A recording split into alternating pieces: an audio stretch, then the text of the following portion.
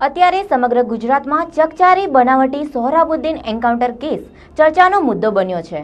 ત્યારે સોહરાબ કેસમાં સાક્ષી તુલસીનું પણ એન્કાઉન્ટર કરી નાખવામાં આવ્યું હતું।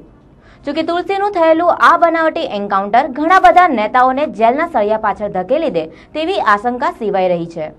તુલસી પ્રજાપતિએ નેશનલ હ્યુમન રાઇટ કમિશનને એન્કાઉન્ટર પહેલા એક પત્ર લખ્યો હતો, જેમાં તેણે સ્પષ્ટ જણાવ્યું હતું કે પોતે સોહરાબુદ્દીન એન્કાઉન્ટરનો સાક્ષી હોવાથી પોતાનું એન્કાઉન્ટર ગમે ત્યારે થઈ શકે છે અને આ અંગે પોલીસ તેને પૂરતી સુરક્ષા પૂરી પાડે। તુલસી પ્રજાપતિનો આ પત્ર રાજસ્થાન પોલીસે ધ્યાનમાં લીધો ન હતો।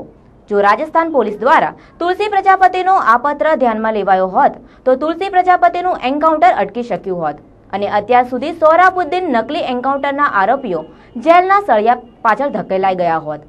જોકે પાપ છાપરે ચડીને પોકારે છે તેમ સોહરાબુદ્દીન એન્કાઉન્ટરના સાક્ષી તુલસી પ્રજાપતિનું એન્કાઉન્ટર કર્યું હોવા છતાં સીબીઆઈ દ્વારા આરોપીઓને પકડી પાડવામાં આવ્યા છે। સ્થાનિક પોલીસ અને ગૃહ ખાતાની કેટલાક અંશે નિષ્ક્રિયતા જવાબદાર રહેલી હોય છે।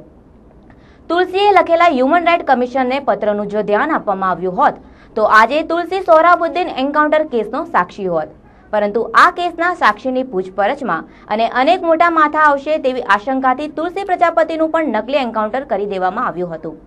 જોકે તુલસી પ્રજાપતિને આ અંગે માલુમ પડતાની સાથે જ તેણે હ્યુમન રાઇટ કમિશનને દિલ્હી ખાતે પત્ર લખી સઘળી હકીકતો જણાવી હતી। જોકે હ્યુમન રાઇટ કમિશન દ્વારા આ પત્રની ગંભીરતાને ધ્યાનમાં રાખી રાજસ્થાન પોલીસને તાત્કાલિક જાણ કરવામાં આવી હતી, પરંતુ રાજસ્થાન પોલીસે હ્યુમન રાઇટ કમિશનની આ જાણકારી અંગે આંખ આડા કાન કર્યા હતા અને તુલસી પ્રજાપતિએ પોતે લેખિત અરજી કરી હોવા છતાં તેનું એન્કાઉન્ટર થઈ ગયું હતું।